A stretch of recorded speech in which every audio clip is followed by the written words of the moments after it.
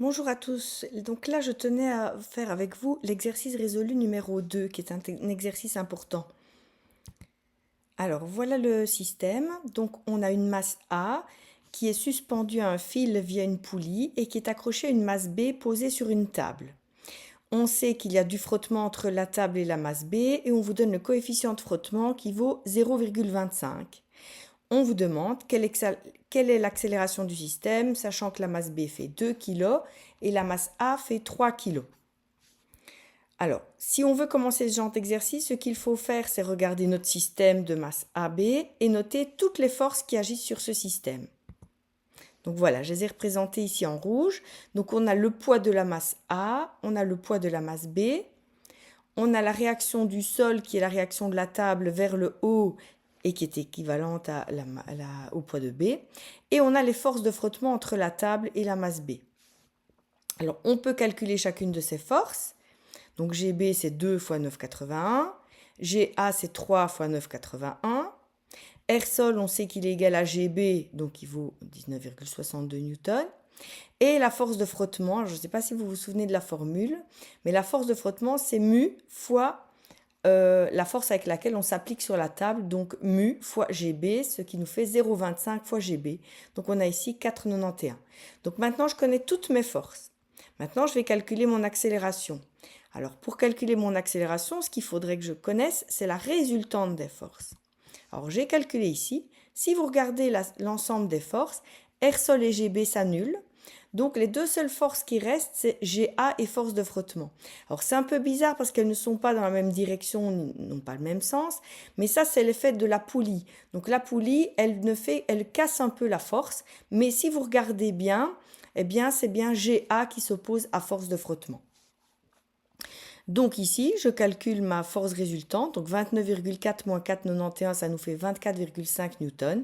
Et grâce à ça, je vais pouvoir calculer l'accélération du mobile avec la formule F égale ma, donc A égale F sur M. Alors la masse, c'est bien, ici on a pris toutes les forces qui agissaient sur le système, donc ce sont les deux masses A et B, et donc on en arrive à 24,5 divisé par 5, ce qui nous fait 4,9 mètres par seconde carré. On a répondu à la première question.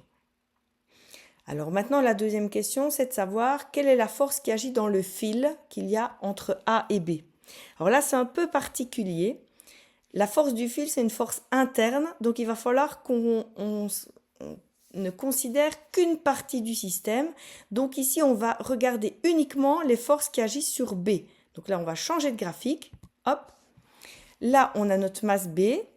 On voit toujours GB vers le bas, R sol vers le haut qui est noté R. Et alors ici, elles ne sont pas notées pareil, mais la force de frottement, c'est le FFD, là, vous voyez. Et alors, on a rajouté une force qui est la force du fil, TB. Alors, on reprend toutes les données qu'on avait déjà calculées avant, hein, qui vont nous aider. On sait que l'accélération, on vient de la calculer, elle vaut 4,9, donc on va la garder aussi. Alors maintenant, on va faire la résultante des forces qui agissent sur B. Alors si vous regardez GB, R sol, s'annule toujours. Maintenant, les deux forces qui vont lutter, c'est TB et force de frottement. Donc la force résultante sera égale à T moins force de frottement. Et je sais que F égale ma. Donc je sais déjà que ma force résultante, elle vaut. Alors faites attention ici, on n'a plus qu'une partie du système. Donc la masse que vous devez prendre en compte, c'est la masse de B. Donc uniquement 2 fois 4,9 qui était l'accélération qu'on avait calculée avant et qui n'a pas changé. Donc ça nous fait 9,8. Donc grâce à ça, on peut trouver T qui vaut la force plus donc la force résultante plus la force de frottement, donc 9,8 plus les 4,91 qui n'ont pas changé non plus, ce qui nous fait 14,7 newtons. N'hésitez pas à revoir l'exercice pour pouvoir bien comprendre. Alors maintenant, je vous invite à faire tout seul l'exercice résolu numéro 3.